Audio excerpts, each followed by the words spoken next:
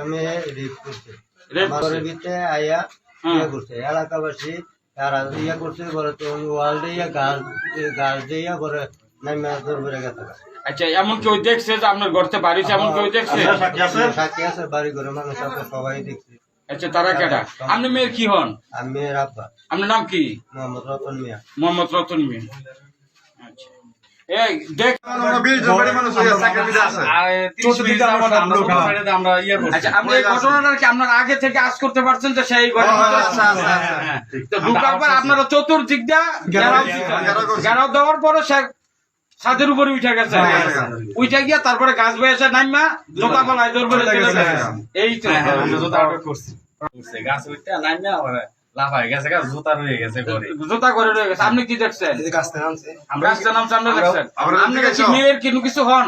না না, মেয়ের কিছু হন না। আচ্ছা, টাইমটা কত ছিল? এই কাজটা শেষ করে গেছে, 7টা থেকে 7:30, 7টা থেকে 7:30 ওই টাইমে আমরা এখানে আসছি। আচ্ছা আচ্ছা, সালমান যায় কিন্তু আমার টাকা হ্যাঁ, ওরা কিসের জন্য ছিল উপস্থিত?